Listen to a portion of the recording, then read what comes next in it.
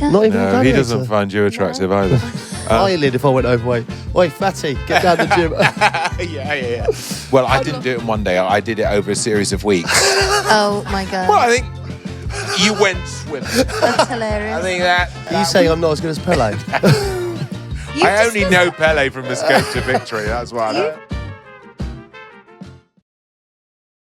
Our community is growing, but it needs to continue to grow, like a fetus in the womb. We still need more subscriptions. So please subscribe to our channel. Hit that subscribe button now. Hi, I'm Abby Clancy and welcome to the Therapy Crouch. Yes, I'm Peter Crouch and welcome to the Therapy Crouch. Sorry.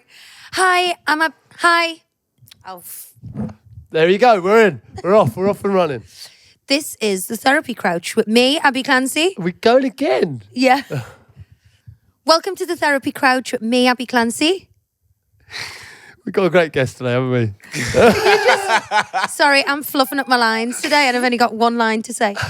Yeah, but this is the Therapy Crouch and we're back and we've got a very, very exciting guest today. Yeah. We've got David Walliams on. That'll be a lot of fun. Because we've got David on today, want to go and do things differently. So we're going to start with the Agony Abs today, if that's okay with you. Okay. So no wine for me this week? No wine. Oh, yes. You've God, been a good girl. Have I? That's not what you said to me. You've been yesterday. a naughty girl, hasn't it? Okay, Agony Abs. Let's get into it. Hi, Abbey and Pete. I'm a mum of 2 children under 3, and I've recently gone back to work. Me and my husband decided to hire some help to provide some childcare and do bits around the house, such as cooking and cleaning. She's a lovely lady, and my little ones and me and my husband all really get along with her. The problem is, I think my husband gets along with her a little too much. Oh, no. I think he fancies her, and I'm worried. He will get off work early because he says he feels bad for her taking care of the kids. I work from home, so I know there's no cheating going on, but he's never got off work early because he felt bad for me. He will now help around the house when he's cooking. He will go and ask her if she needs any help. Get rid. He's never acted like this before in the 10 years we've been together. Do you have any advice on what I can do? 2 simple words. Get rid. And you know what? You may laugh. Simple words. You may laugh, but that's your home. If you feel insecure or threatened in your own home, then change it because that's your safe space and you shouldn't feel like that. And to be fair, it's probably in her head. You know, she's got 2 kids under 3. She's gone back to work. She's probably exhausted. Her self-esteem's probably a little bit lower than usual, and you just don't need that. I think he may be just trying to be a nice guy, but listen, if he hasn't helped her around the house, and now he is. Well, how would you feel if we had like a manny, and I was going, "Oh, I'll just come home to help Alejandro with the cleaning." So you're just creeping into one of your fantasies now. Listen, I think the moment you smell anything like that, where there's a little bit of tension or just, I think you've got to get rid. I really do, unfortunately, you know. And she might be doing a good job. It's actually not her fault, is it? No, it's not her fault. So that's a difficult scenario to navigate. Yeah, but at the end of the day, it's her house, you know, so... You can't be feeling like that in your own house. Can No. you? If you're getting a vibe, aren't you? And a vibe's enough. Yeah. Probably. Sorry, mate. Sorry I couldn't help you. Okay. All right, next. Another Anon. Love the podcast. I don't really know where to turn, so I hope you don't mind me asking for your advice. My partner and I have been together for 8 years, but in the last couple, she's gained a bit of weight, and I'm not as physically attracted to her as I used to be. I love her very much, and I don't want to come across as shallow, but I've always liked a slimmer figure, and I can't help who I'm attracted to. She regularly tells me she doesn't like how she looks, and I try to reassure her, whilst also offering to go on a health kick. But she's a fussy eater with no willpower, so quickly falls off the wagon. Please help. I'm sure this isn't something I can discuss with her, but at the same time, I want to help her feel better and also rekindle some of the spark which we appear to have lost. Thanks in advance. Anon. Shallow Hal. That's a tough one. It's a bit of a taboo subject, this, isn't it? Because it's like, you don't want to be the shallow person, but if you're not attracted to someone who's maybe slightly overweight, then it's hard to say, isn't it? And like, you still love that person, but you think... I can't imagine you ever saying anything like that to me, though, even if you felt it. Because like the way I look at home is horrendous sometimes. That's you couldn't look horrendous if you tried But to I put me tell off you, I'm like It wouldn't be Pete. Like possible. if you have like, you know, your John McCririck eyebrows or whatever, I'm like Pete. You've said loads of stuff to me. Absolutely. You wouldn't bat an eyelid if I went overweight. Oi, fatty, get down the gym. yeah. I'd 100%. love you to put weight on. I know, but that's not my thing. But you tell me, you've told me loads of times before you're too skinny. You know what I Yeah. mean? So it's that same problem. So you wouldn't. Yeah, but I don't bat an say it in a physical fancying sense. I say it in a way that, you know, if anything was to happen to you or you got ill, you haven't got any reserves. Like it's more like a health strength. What I'm saying is this is a taboo subject, I think. And it's like, yeah, this sounds horrendous. Imagine she goes and tells her mates, he thinks I'm fat. You know, horrific, isn't it? Right? But what does he do in that situation?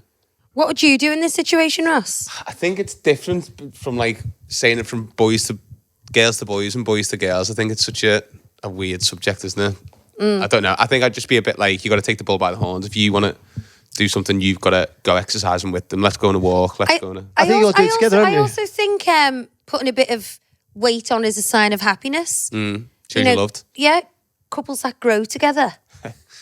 Like, they're happy, aren't they?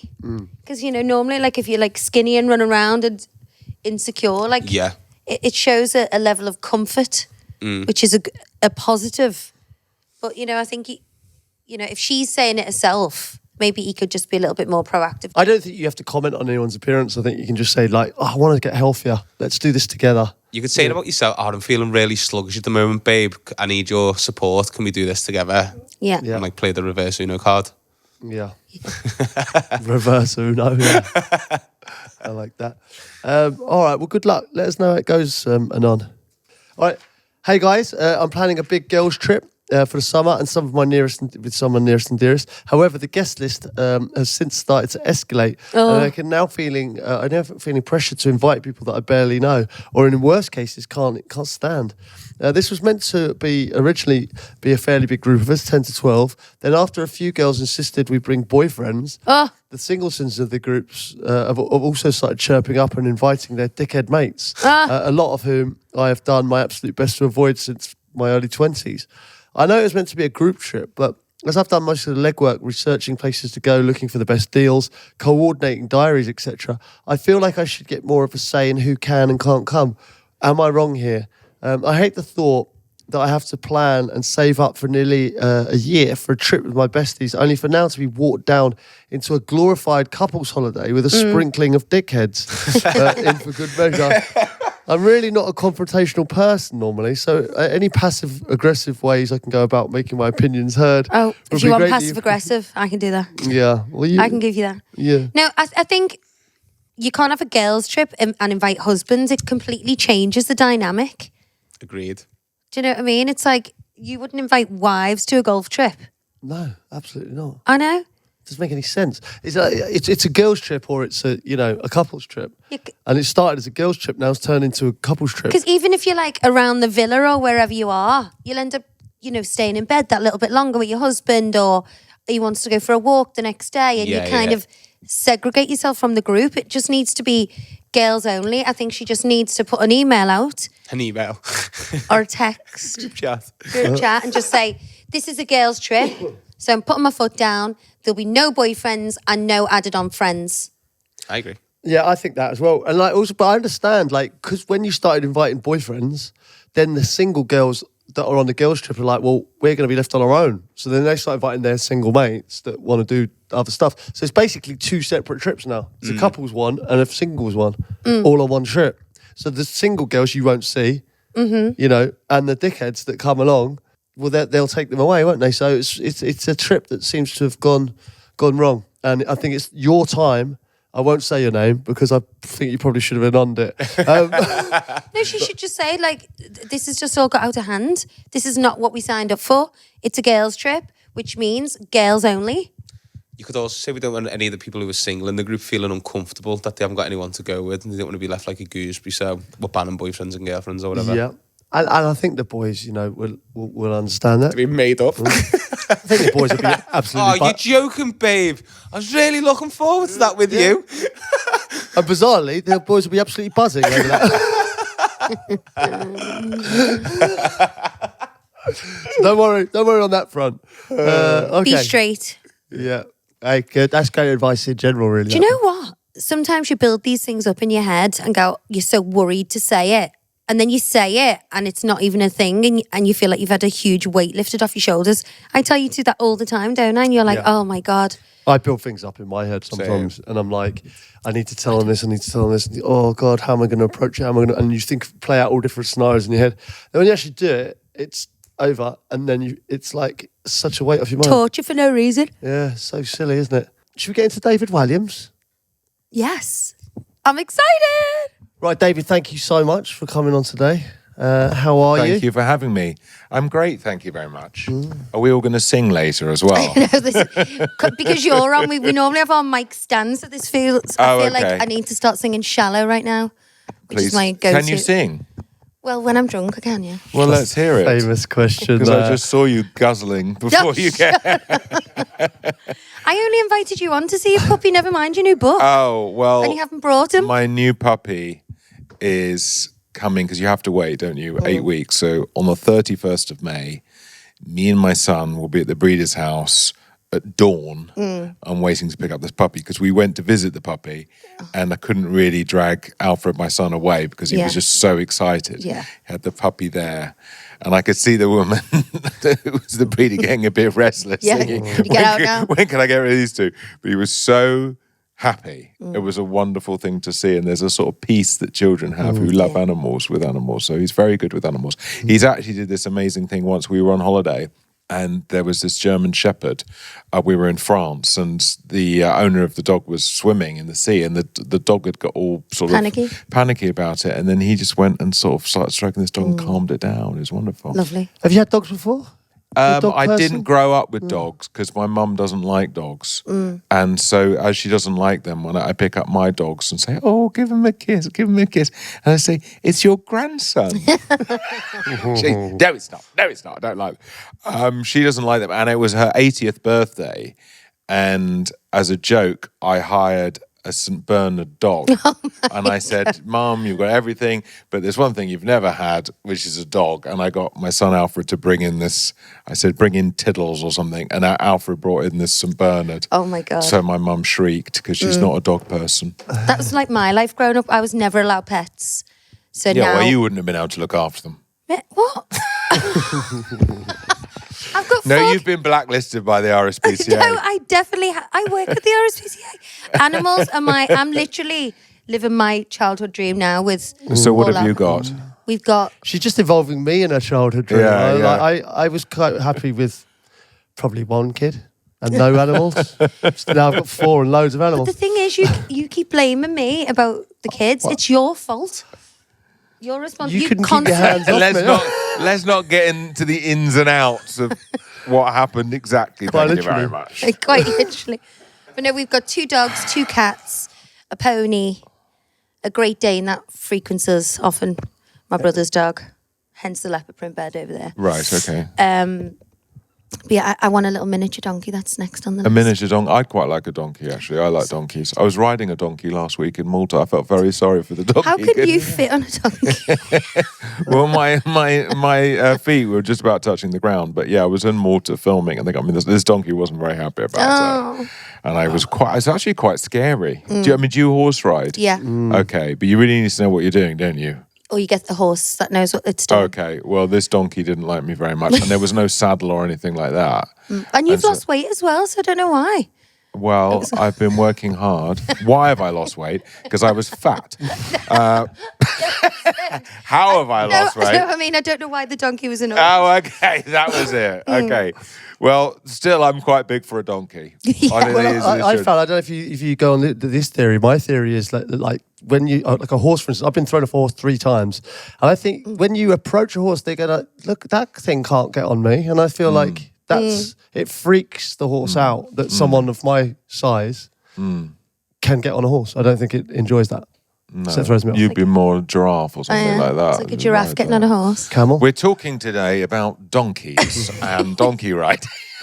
This is the reason I'm here today, to share my thoughts about donkey riding. Yeah. Well, that's Exactly. what happens on this podcast. But you are here today because you've got a new book, right? Astrochimp. Before I get on to the new book, how did this all come about? What, writing You books? writing in general, yeah. Well, I thought about it the other day.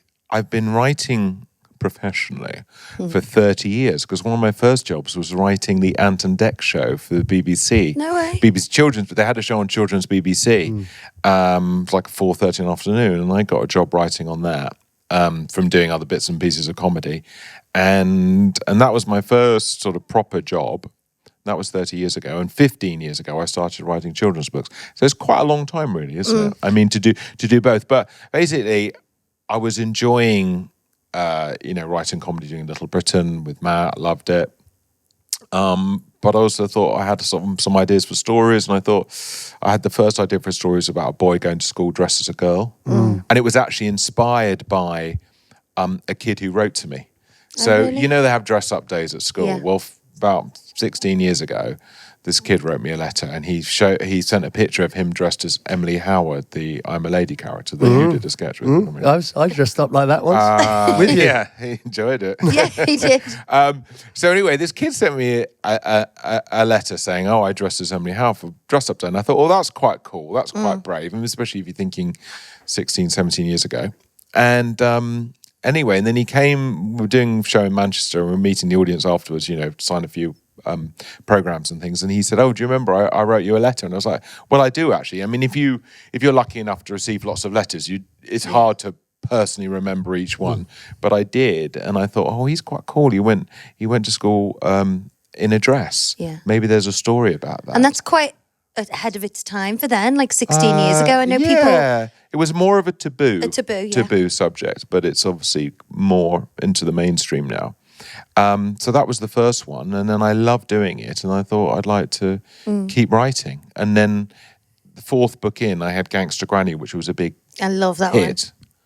It's one of my favourites. Thank you. And then I've always tried to do different things, and so this book is more like a graphic novel or a sort of comic book, Yeah, because it's more comic. I wanted to do something, because this story is set in space.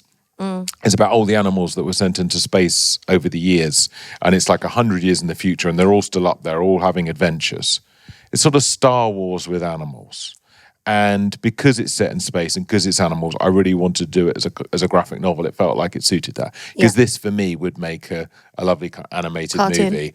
And in book form, that's as close as you get, really, as a graphic novel. How would your writing process go? And would it differ to like when you're writing sketches for Little Britain or? It's pretty different, because when me and Matt are writing together, it's the two of us in a room together trying to make each other laugh. And obviously we're writing something that we know we're going to perform.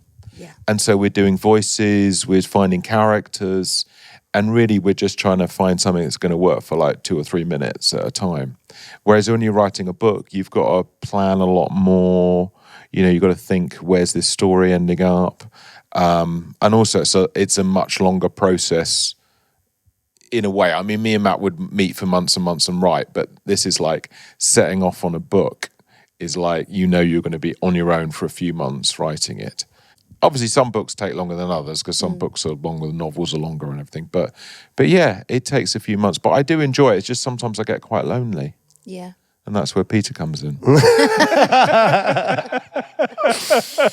Me in a dress. Yeah, exactly. No, it's a I bit. was the boy in the dress. Yeah, you were. Yeah, it was weird because we did a sketch with the Lionesses, didn't we? Sport Relief. Yeah, for Sport Relief about maybe about 8-10 years ago or something. Yeah, do you know, that. you gifted me, I think, I don't know if it was you or Sport Relief, gave me a picture of me and you on the bicycle. He's still got that in our office. And it's in our office, right? And my kids come in and go, "Dad, is that you?" Like it blows their mind. They can't believe it. They, out of all the things in my office, right, that I've achieved in my life. Have you ever shown them the sketch? No, no. You should do that. Probably do on that, YouTube. And are your children interested in your careers, achievements, and things like that? No. Yeah, my son has zero interest. Well, I don't think he's ever seen me act sort of once or twice. But it's a weird one, isn't it? Because you want to sit them down and go, right, now we're going to watch me on TV. Exactly. Well, I've heard. I took my kids to a soft play once, and my daughter was like, "Have you ever seen Strictly?" My mum won it, and then they were like, "You know, my dad's a judge on The Masked Singer." He's played for England 42 times. He's played in the Champions League final.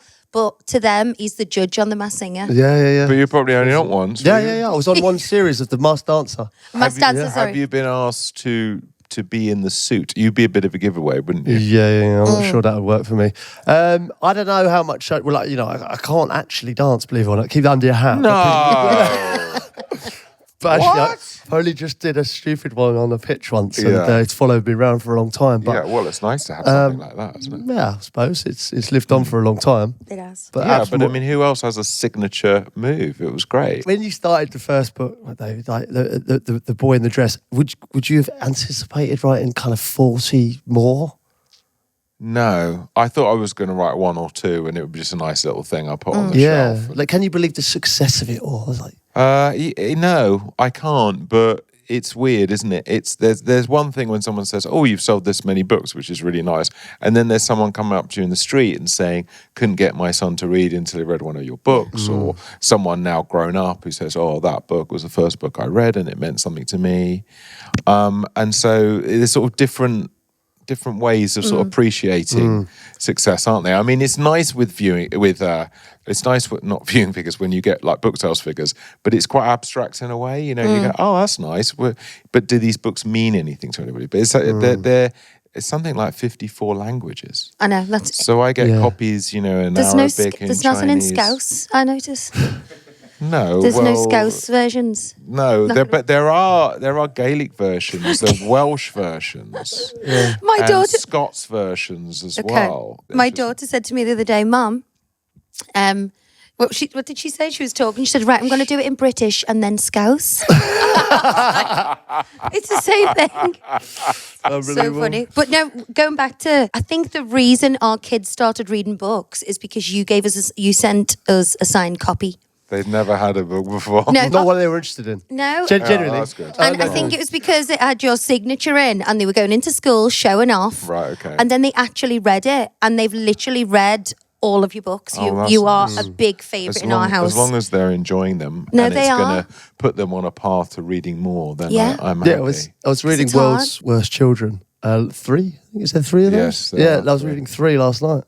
Thing is, I go into schools around the country where I find myself in places that I wouldn't normally be. Yeah. Because it's all very well if people ask you to go to nice, schools near where I live in London with lots of sort of privileged kids, but it's more interesting to go to schools around the country. So I'll go to somewhere like Glasgow and I'll say to the publishers, "Can we find a school that wouldn't necessarily have lots of visitors and things?" And we give out books to the kids, but also I always ask who in the audience hates books, who thinks books are boring, and there's a few boys who go, "But I know books are boring." One boy said, "I said, why do you think they're boring?" "Not enough killings." Yeah.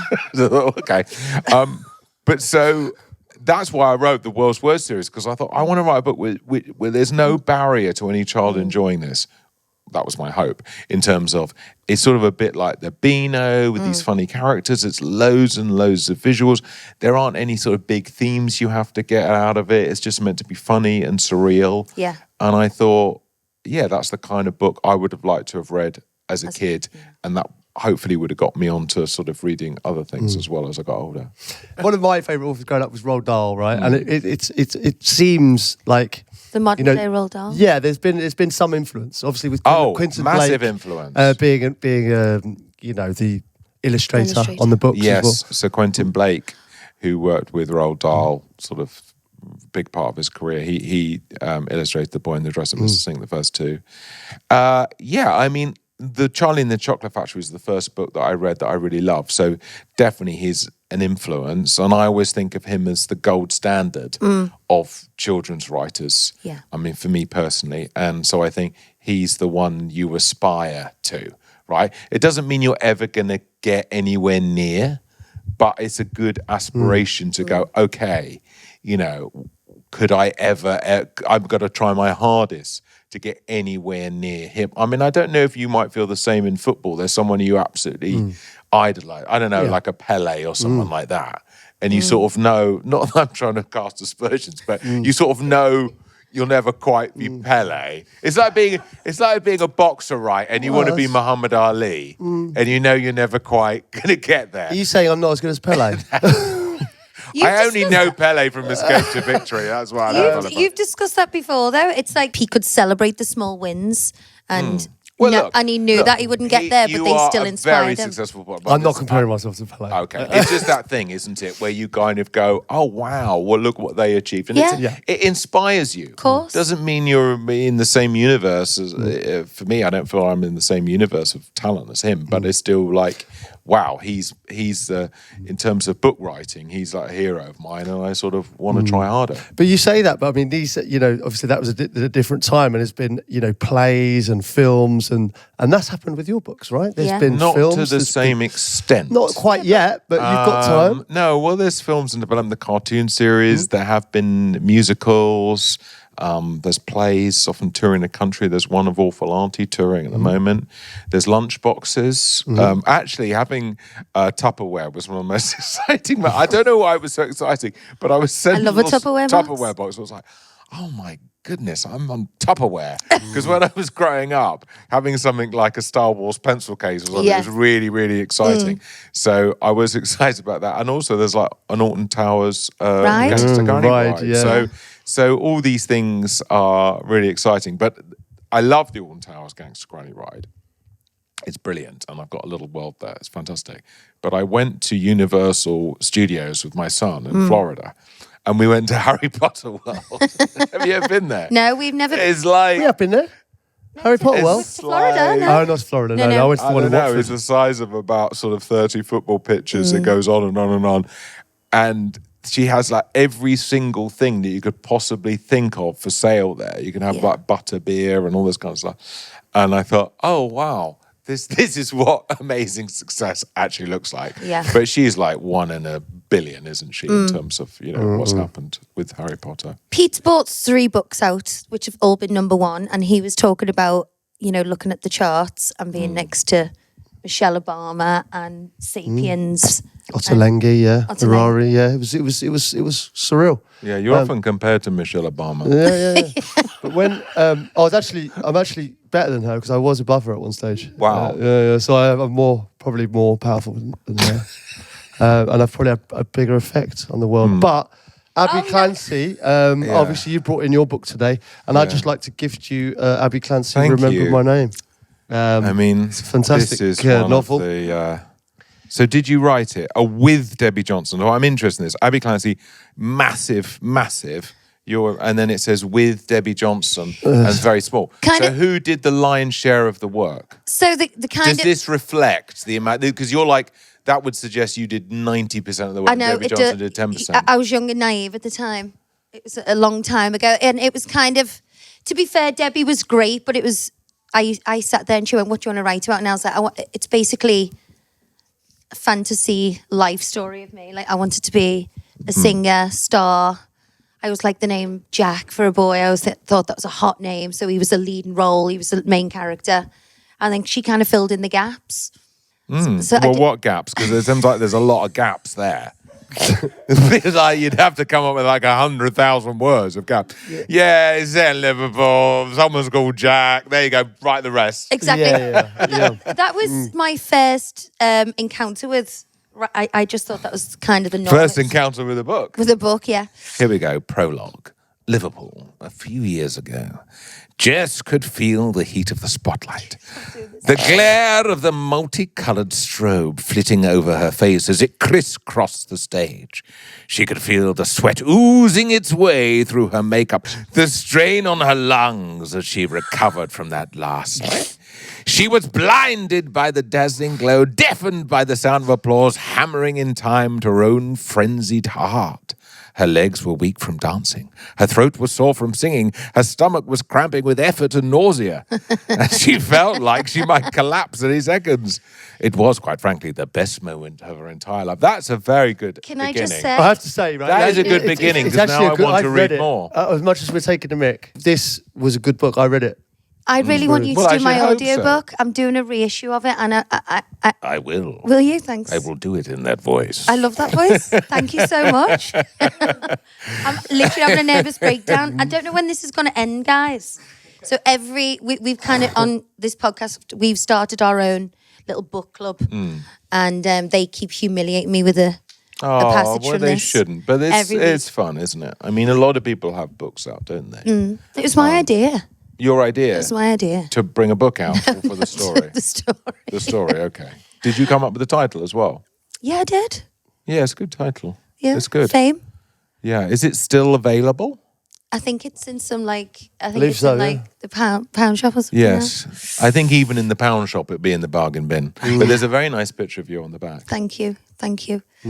So what do you like to read? That's what I want to know. I like to read biographies of despots, like fascist dictators and things like that. They're my favourites. So if there's a book out there about Kim Jong-un, I'm all over it. But things like, political things. I prefer, in a way, reading biographies to reading novels. I like reading a lot with my son. Yeah.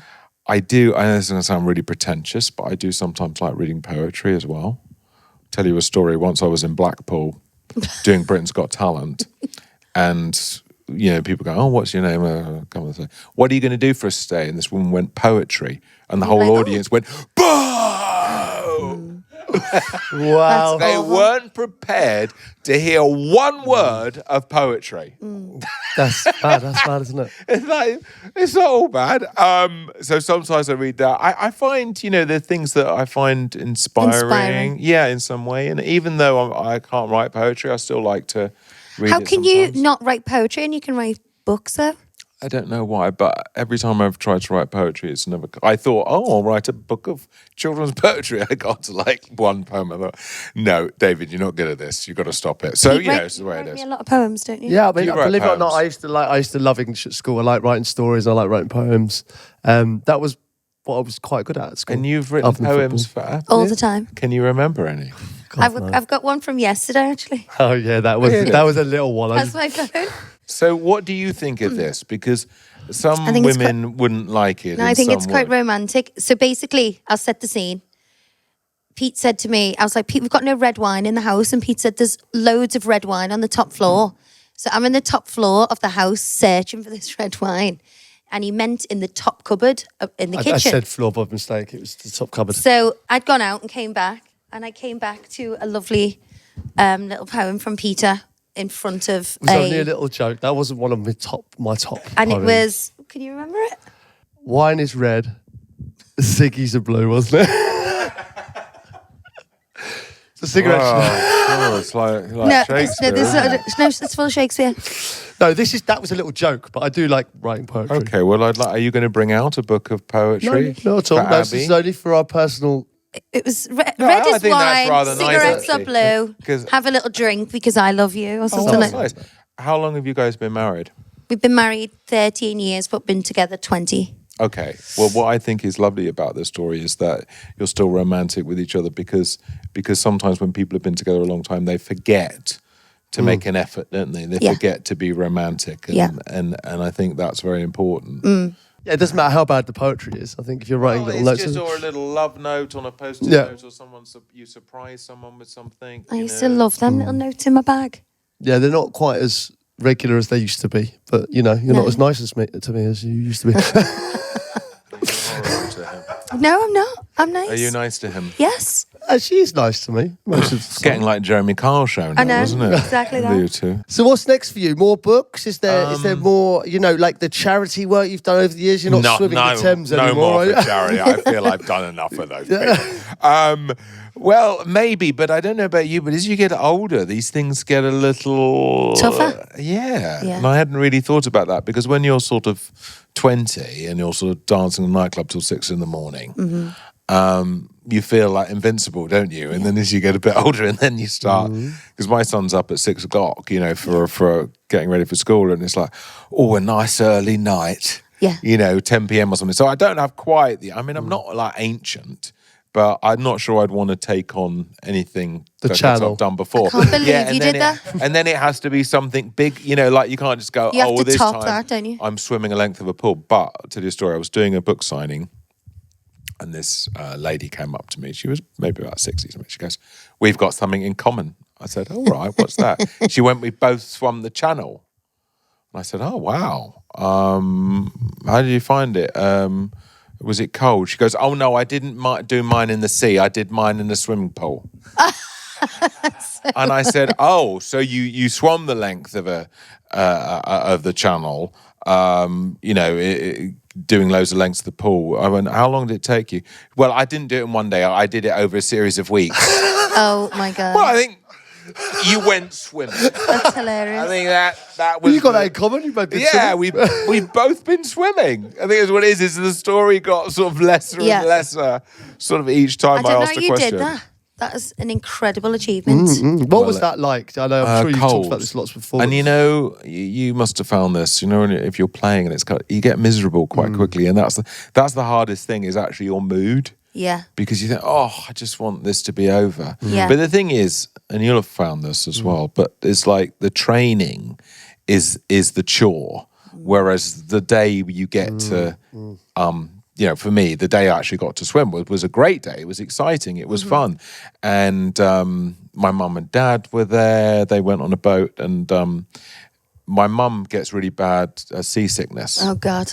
And when I got out the other end of France, I could see, it's very nice because my dad's not with us anymore, but there's a nice footage of him like clapping and everything. And I saw him, but I didn't see my mum. When I got back to land, I said, oh, Mum, I didn't see you at the end. She went, oh, well, I spent the whole 10 hours in the bows of the ship throwing up because I do get very seasick. I said, Mum, you shouldn't have come. She went, I wouldn't have missed it for the world. Oh. Isn't that sweet? Gorgeous. Lovely, Yeah, so it was a great day, but once it was done, it was like, oh, good, I don't have to train anymore.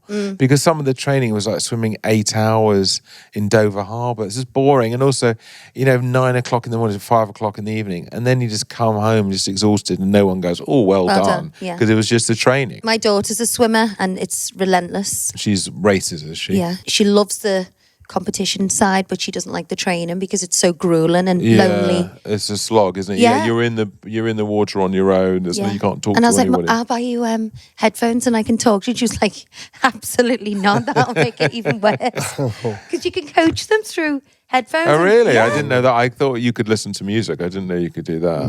Or maybe I've just added that on. Yeah, well, it's a matter of time. Well, I thought I could buy them anyway, and I was gone home. She was like, "No, Mum." Oh, yeah. So this book, Here's a bit of history. So animals have been sent into space since 1948, and the first animals, or living creatures from the Earth, were fruit flies. So they sent up all these animals to see, oh, well, if you can send a creature, an animal, so insect, whatever, maybe people would survive. So they moved up from like smaller animals, like rats and mice, and all these kind of things, and then they got to like dogs and monkeys and cats. And all I've these seen kind the of things. cats.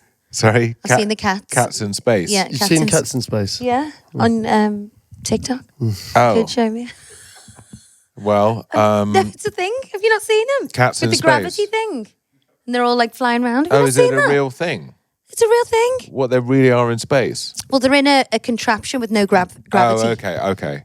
Training to go. Cats in space. Well, and so the starting point of the book was the inspiration was really about these animals that were sent into space. And I kept on thinking for a long time. Sometimes I have an idea and I don't quite know how to do it. So it's just in the back of my mind might even be a few years until I kind of find the key to doing it. And then I thought, okay, I don't want it to be about the real animals because some of these animals didn't make it back, and so it make children upset children, and so I thought, okay, it's all in the future. The fruit flies in my story have traveled through a black hole. And they've become giant fruit flies, and they're like the villains. There's like a kind of queen fruit fly, who's the kind of Darth Vader, and the others are kind of like stormtroopers. There is a Russian dog, and the real Russian dog that was sent up was called Laika. It was a female dog, and they chose her because it was a stray dog, and they chose her because they wanted a dog that could deal with hunger and cold. So they got a stray dog from the streets of Moscow. and sent her up into space. There was a monkey called Ham, a chimpanzee that was sent up by America. The French sent up a cat. So to me, it was kind of interesting because I thought I could actually do, I can do a Indian gerbil, I can do Chinese tortoises and base it all on the characters, but create this entirely new adventure because I love sci-fi too. And I was actually watching Star Trek last night. Actually, I've never seen Star Trek or Star Wars. You'll love. You never seen Star Wars? No. I don't know. You're not really into it, are you? Like the. Do you like it? Sci-fi. Do you like I mean, it? I watched Star Wars as a kid. Yeah, loved it. Yeah. Just like, that's not realistic. Okay, well, it's not realistic exactly, but it's sort of believable in its own way. No, I've just never. What kind of movies are you into? I like romantic movies. Dirty Dancing. Dirty Dancing. Love Pretty Dirty Woman. Dancing. Funny, Ghost. do you know what I was thinking this morning? That is the best movie soundtrack on earth. Dirty Dancing. Dirty And you Dancing. just said Dirty Dancing. Yeah. I've had the time of my life, and I never felt this way before. That is a great song. Great song. That is a Absolute great tune. song. What else do we like? I love Gladiator. Oh. I like Well, going back I in went time to the kind of set of movies. Gladiator 2. Oh, did you? Matt Lucas God. is in Gladiator 2. Is he really? Yeah, and I went to visit the set because Ridley Scott, the director, is coming back to. He's come back to do this one, and the sets are all in Malta. Yeah. And I was there for hosting the Malta Film Awards, and I got to see Matt and got to see the sets and everything. Very exciting. Yeah. Because a lot of things are CGI now, but Ridley Scott likes to build. I mean, Yeah. there will be CGI in the movie, but so it's like walking around ancient Rome. It was one of the most surreal Incredible. experiences. So you like Gladiator? Yeah. I know Russell Crowe quite well. He's a lovely man. Yeah. Do you find him attractive? No. Not even in Gladiator? Not even No, he Gladiator. doesn't find you attractive either. Because my mum has like crushes, and I'd say it's Russell Crowe and Alan Titchmarsh. Alan Titchmarsh? So she has a type. I used to have a crush on Paul O'Grady, didn't I? Loved him. Who I else can do see you have a type. Yes, we both love Lovely dogs. Paul O'Grady there. Lovely Paul O'Grady. It's so sad, isn't he? He was so funny. So sad. He was great. Little Britain, is that, are you writing again with Matt Lucas? We're writing again, but we're writing something different and new.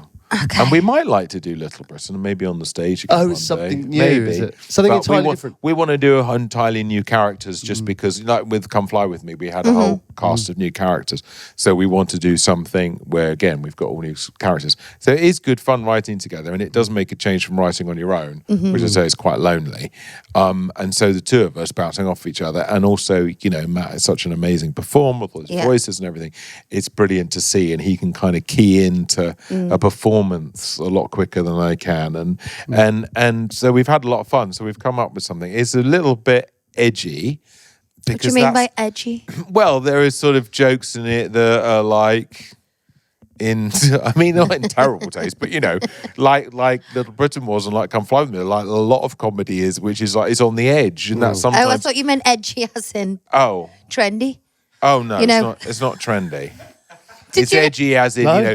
it's walking a line between, like some people might be a little bit shocked. And I some suppose people- Close to the that boat. must be very hard to toe that line now, isn't it? Like, well, it's weird. I think it's where you are because do you watch like Netflix comedy specials? So Dave Chappelle, Jimmy Carr, Ricky Gervais.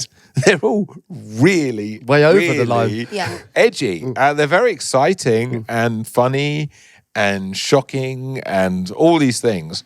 And the thing is, a lot of people, not everybody, but a lot of people like it that way, don't they? I grew up watching Life of Brian, which is was at the time was banned in certain countries, and people protested outside the cinemas. There's also The Producers, which I love. Do you ever seen this? It's a Mel Brooks film. No. Where it's the one where Tom puts in a musical about Hitler. And there's that famous song "Springtime for Hitler" in Germany. You ever seen it? No. Ever heard of it? Oh, you it's heard brilliant. It's brilliant. There's two films of it, a musical film and an original film, but it's basically all around this musical where they sing this "Springtime for Hitler" in Germany. It's meant to be like the worst musical ever made. And anyway, all I'm mentioning it is because, again, it's to some people that would be in like poor taste because it's a musical about Hitler. Controversial. I don't know, I've always liked things that are kind of on that edge. But I do think it depends where you're doing it and what time you're doing it. And I mean, I like edgy comedy. Jimmy Carr, I think it's amazing. I love Jimmy Frankie Boyle Yeah. is incredible. I quite I like think that's being the whole shocked. point of it, don't you? Yeah, I mean, not all comedy. I also love Eric and Ernie, Morecambe and Wise. I grew up with them, loved them. And they were very... I love Laurel and Hardy. These were all things silly. that were kind of kids couldn't watch. But Yeah. I've always liked the rude stuff too, and the dangerous stuff and the shocking stuff. And sometimes things are explosively funny. And I just think there's different things for different people, aren't they? Because Definitely. my mum is 80, and me and my son, we love Austin Powers movies. And we watched Austin Powers. He loves it. And the thing you'll find with kids, as parents, I'm sure you'd agree, is that if they like something, they'll watch it like 100 million times. times. So he knows, he does all the impressions and things like that of the characters. But we watched it with my mum, and she didn't like it. She thought it was rude. But I thought, well, there you go. You don't like Austin Powers, we do. What does it matter? She likes, kind of maybe older movies and things like that. She wants to watch the exotic Marigold Hotel. Do you know that one? Yeah.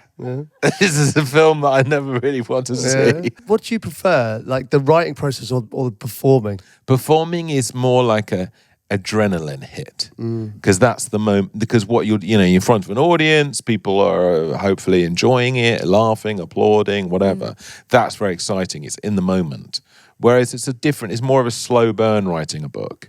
And obviously you write it on your own and people tend to read them on your own. Yeah. But when someone comes up to you in the street and says it meant something to them, then that is very rewarding. So it's slightly different. It's like a sort of slower burn. And the other thing is, most television is quite disposable, isn't it? It happens in the moment, it's exciting, and then it's over, and people are kind of on to the next thing.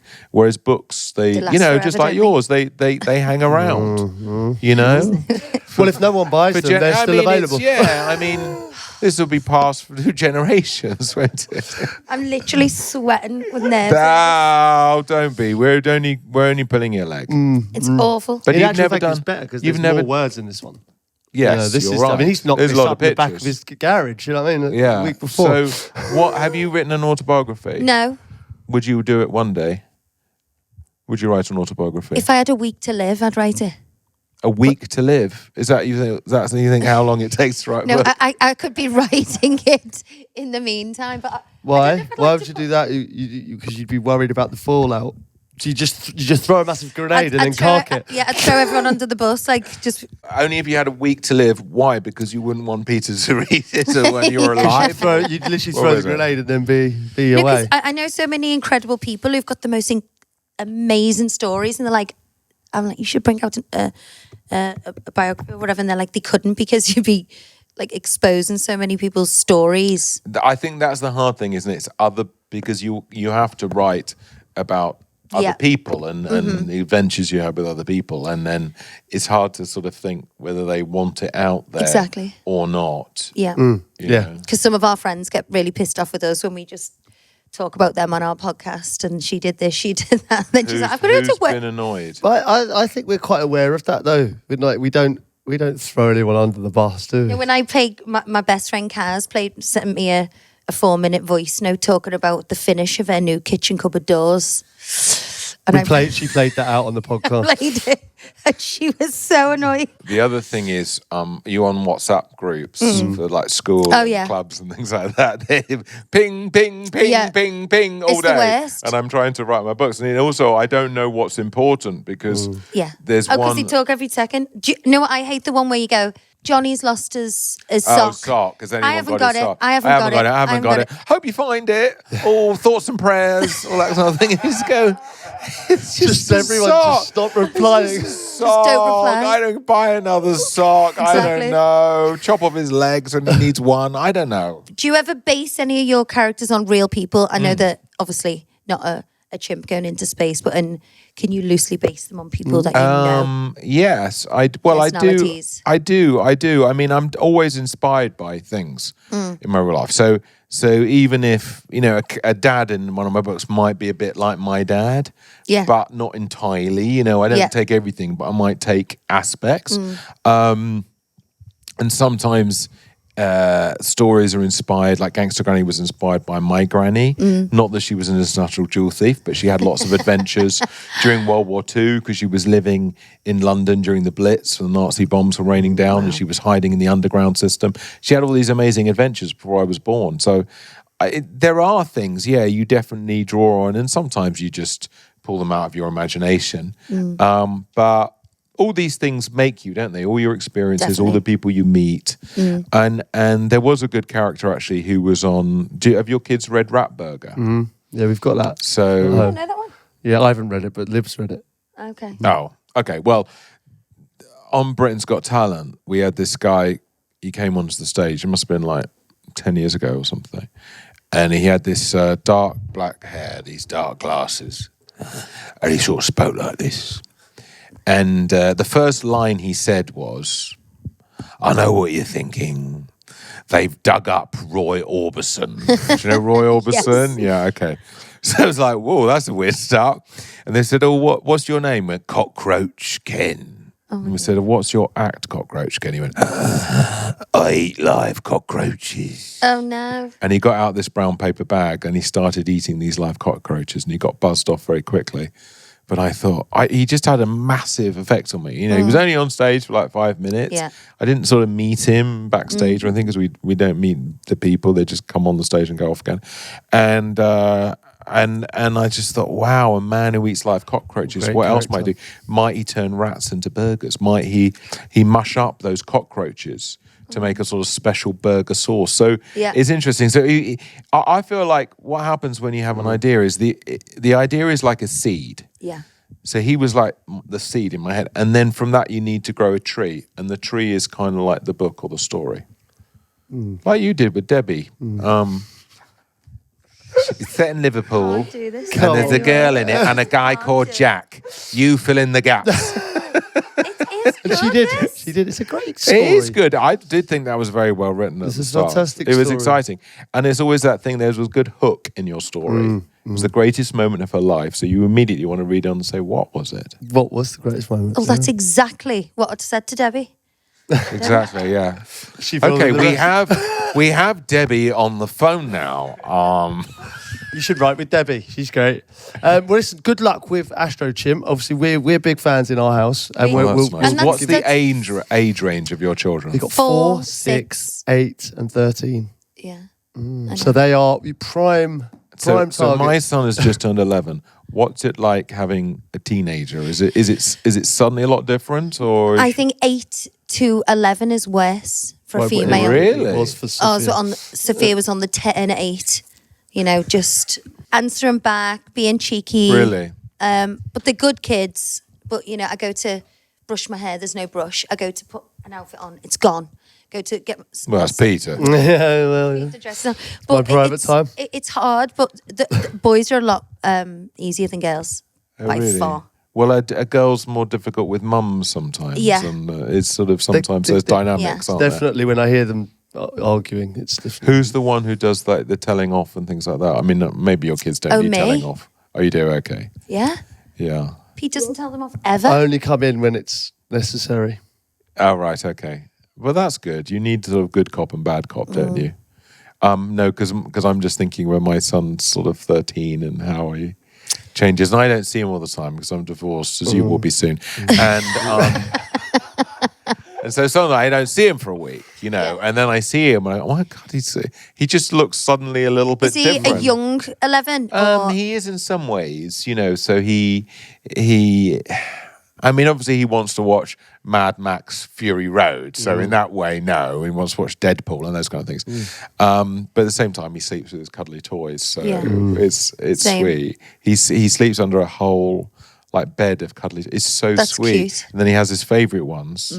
His little cats that he sleeps with, and it's very sweet. He always wants me to. Jack's still got his blank. We lost it on holiday, and I was calling like hotel manager. I was like, "There's literally £1 million reward for this blanket. Like we cannot." Yeah, it's move one of it." those things that money can't buy. You luse that blanket, you can't. Replace But then it. I was in the lift trying to coming down to search the beach, and I was thinking, he's had that blanket since the day he was born, and all the memories, every single photograph he's with this blanket. I know the smell of it.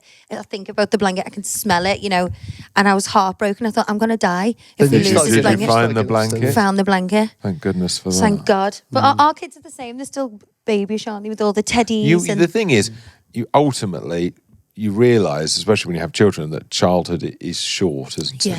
Right? And so short. the longer they remain children, the better, right? You're not dying for them to get to 11 or 12 and suddenly just want to be grown up. You're actually very pleased when they still want to go, because I'm taking my son to Disneyland Paris again, where we saw each other, and my nephew. Yeah. And it was amazing. I saw them both. I was with them both yesterday, and so you're going back to Disneyland. Yes! I know. It's great. Really excited about it.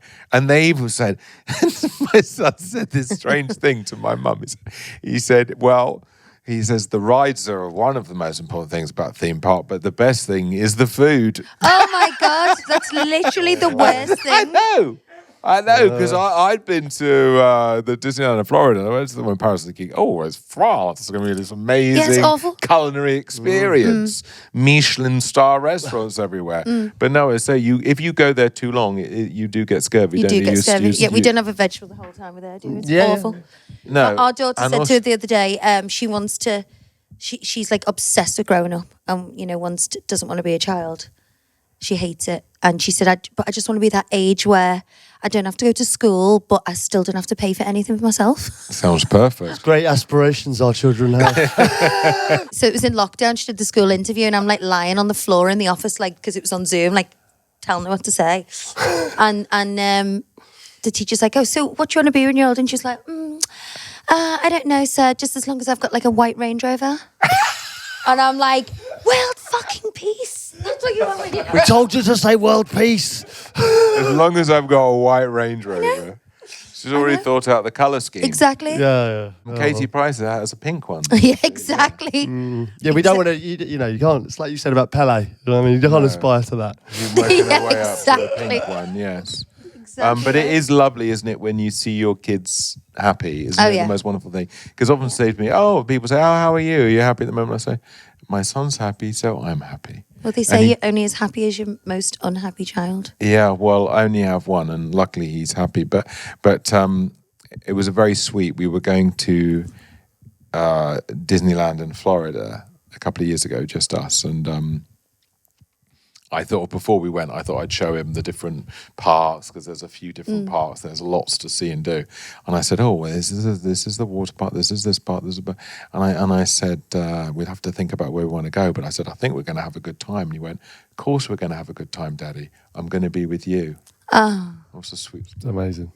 They don't even realise they're saying something emotional, do they? They think they're just chatting to you, and it was the sweetest thing I'd ever heard in my life. And we had such a good. It was just the two of us, and we had such a brilliant time on the water parks and all that. We're still yet to do that with ours because they've been too young. Yeah, but we'll go all together. We'll go it's a bit of a handful with four of them. But does your boy read your books? Yeah, he likes them, and we read them together, and I put on the voices and stuff like that. He likes them, and he's actually got the first copy off the press always goes to him. Oh, and he's taken it into school today to show his school friends, and then tomorrow I'll sign one for all his school friends. Amazing. And then he'll bring them in, and he gets excited about that because it's like about his dad's book. And I went to the school and did some book events and things like that. But one of the kids asked me a very strange question. What did he say? Questions and said, "When are you going to die?" Wow, that was actually my next question. Like, I think quite soon after this podcast. What the hell? I know, I was a bit surprised. I think they were trying to be funny or something, and it came out a bit wrong. And then the teacher afterwards, sort of making this girl apologise, and I just said, honestly, don't worry. I said, I've made enough jokes in my life that have kind of not so gone bizarre, great. isn't it? So please don't think about it anymore and don't worry about it, because I could see she was quite upset. I think she was doing a bit like, I'm going to say something a bit kind of outrageous. But my son put his hand up as well. He was egged on by his mates, and so questions about books and things, and he put his hand up and went, "Dad, what's for tea?" Like that. Oh, no. Our daughter, when we moved school, she wouldn't there was, because she went to an all-girls school originally, and then it was mixed, co-ed, and she wouldn't let Pete out the car. She was like, Dad, I can't have you picking me up. And Pete was like, why? It's heartbreaking. And she was like, because you're too tall, Dad. I don't want everyone looking at you. Oh. So then she went into school, and then everyone was like, is Peter Crouch your dad? So then when he went to pick her up, she was like, Dad! Like that. It's Like, amazing how one afternoon can change, like change the whole That's dynamic. sweet. I went When's- from the most embarrassing person to then the coolest. Oh, that's sweet. But when is the point where they really don't want you to be around? Is that late teens or something? Yeah, like Sophia at the moment, we had a party for her 13th and we had a bit of a disco, we had a big marquee and thing. And it was like, well, I say marquee, it was a tent with a DJ. Like TV. Everyone came round and she didn't mind us being in there, did she? you joking? She didn't want She the literally babies. said we couldn't go in. Like, She wasn't over the wouldn't moon let with us it, in. but when I said, "Are you sure they don't want the robot yet?" Did When you I was do letting it? my coochie breeze, and a little 13 By the end, we were just in, and I think she gave up. Yeah. she was horrified because I was dancing to like Drake, twerking with all the 10-year-olds. The thing is, I think there's a point where they have to sort of feel like they've outgrown you. Otherwise, they just stay living at home forever. Exactly. And so I want mine to, though. Oh, you want them to live at home Yeah, forever? I do. I would be grateful. I mean, I talk about my son. I go, "Oh, you can stay." And I say, "Oh, you could just live very nearby." Yeah. But he said a funny thing because I said, "Oh, you ever want to have, children one day? Not have a baby?" And he said, "Yes." And he says, "You look after the baby one day, then mummy look after the baby the next day, then you look after the baby the next day." Then mummy was like, "Hang on, when are you look after this baby?" But it's not their view of the world when they're young is So just innocent, lovely, lovely. isn't it? Yeah. But it's I find now that because the news is so bleak, and I do like watching the news, but every time it walks into the room, I have to turn it off. Well, I found that in lockdown, like we're all listening to all this many thousands of people have died. It's all over the world. Everyone's locked in the houses, and it's kind of on in the background. You don't realise the kids taking it in, taking and then it in and Liberty, getting worried by it, my little yeah. one was like, "Are we gonna die? Are you gonna die?" Like, You didn't even God. realise that they were watching it. No, like they're it's taking just it in. on. and it really affects them. She's a nervous wreck And about she stuff was like that now. she was really worried about the whole COVID thing. Well, wasn't she? yeah, my son, he completely unprompted. About 2 years ago, he said, "I don't want any birthday presents this year. I just want to raise some money for children in Ukraine." Wow. It was amazing. Yeah. And so everyone was like super generous as well, and he raised some money that went to UNICEF, I think, helping children. Incredible. Lovely. I still bought him some presents, but I did think that is incredible that he wanted to do that. nice. But I was very, very proud. Yeah, amazing. Well, listen, That's I lovely. want to say good luck, but you don't need luck now. You're past that now. This is going to be a success, I'm sure. Well, you're very kind. And thanks for coming on. the Thank you Therapy so Couch. much Thanks. for having me. Thank Who's you. next on your podcast? It's just us. Back to us. Who's the best guest you've had? And don't say me. And who's the worst guest you've had? And don't say me. It was quite an exclusive club at the moment because we very much do it ourselves. But I have to say, Amanda Holden and Alan Carr were how we Funny got together. through that. And she shrieks a lot, doesn't she? Yeah, her laugh is hilarious It because was- I've got a silent laugh, which is not ideal when you do a podcast. No, He and really everything he says It was is co- every single thing that man says is hilarious. Hilarious. It I was know. very funny. I mean, he's Hilarious. become single, and he said, "I'm looking for Well, I'm looking for a chubby chaser." I know why he's single, because he doesn't like clearing airing cupboards like me. Like all my gay friends have like the same interests as me, like OCD and look at these little baskets you can arrange your cupboards with. And I was like, Alan, what do you think of this airing cupboard? And it was all the towels folded perfectly. And he was like, you need to get a fucking life, you boring cow. I was like, I thought all the gays love that. But no, they You don't. think gay men are in it for the folding of towels and Yes. sheets? That's why they're gay, because that's what they like doing. Yeah, but Alan. I think there's more fun things about being gay than folding sheets. Well, yeah, that's Alan that's seems to think so. That's the fun I like, anyway. Yeah. You've painted an amazing picture of your life, folding towels. I know. and- I'm sad. Why I'm are you sad. sad? No, sado. That's what I like. Yeah. Oh, you're a sado. I don't Sado. think so. You're a very glamorous couple. Dave, thanks a lot. man. Thank you very Really much. appreciate it. Thank Thank you. So if you're enjoying our content, hit that subscribe button now and be in with a chance to win a signed copy of our very own book, Happily Never After. God, wasn't he amazing? Yeah, I think the whole, the way he's kind of carved out his career as an author. 56 million copies worldwide. Yeah, absolutely incredible. But then, you know, I think about it like people think this kind of writing career's come out of nowhere. He's obviously been writing his entire life, you know, writing sketches, writing comedy. Yeah. You know, like it's because he's been on the telly, you go, right, oh, he was on Britain's Got Talent. And, you know, he did Little Britain, he was an actor. No, he was a writer. Yeah, but I was flabbergasted when he said he used to write for Ant and Dec. I know, yeah. That is incredible. For the public, they probably think one day, oh, David Walliams has got a book out. And now he's an author, but they don't realise the blood, sweat and tears and the years of, you know, he said it was quite a lonely process sitting there writing these books, you know. Well, it will be, considering if you're sitting there with Matt Lucas and you're doing the voices of these characters, they must be laughing their heads off going, oh my God, I'll do that one again. You know, whereas when you're writing one on your own, you're just sitting there and you need quiet and just in a dark room, I suppose. In a dark room? Yeah. Well, it doesn't have to be dark, actually. It could be light. You could be on like some super yacht in this glorious sunshine with loads of cocktails writing. I just imagined him in his like bedroom, if it being really The dark. typewriter. With a little desk in the corner like that. Yeah, that was great and really insightful. And thanks for embarrassing me again. I didn't embarrass you, have you? You embarrassed yourself. Can I just say, without throwing Ross under the bus, he brought that in. I didn't bring it in. Thanks, Pete. Did you bring it in? Oh, Ross brought it in. Absolutely stitched you there. It's a great read. I've had many a giggle reading through that. It is a great read. It's just not the person I want to be. Remember my name. No, because I'm actually giving the author a hard time here. The author. The lady, the co-writer. You know, she worked hard on that and I don't want to mock it. No, exactly. No, you can tell she's a good writer. I was a different person. You gave her the crap story. You'd be incredible at writing I books. think I'd be all right at writing, yeah. I'd like to give it a go. I don't know, like, you know, I haven't got time to sit down and write. In a dark room. I'd absolutely love to. I'd love to.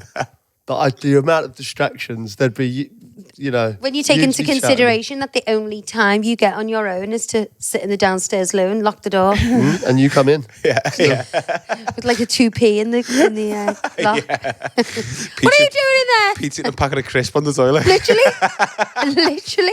You may mock me, but that has happened. He's not even on the loo. He just sits on there eating his crisps because he's like, Don't the kids nick them and it's the only place you can have peace. No, I go in that little dark room just off the kitchen usually, or in the utility room to have my crisps. It's a sad state of affairs. Oh well, David was great. You were great. And I was fantastic. We'll see you next week.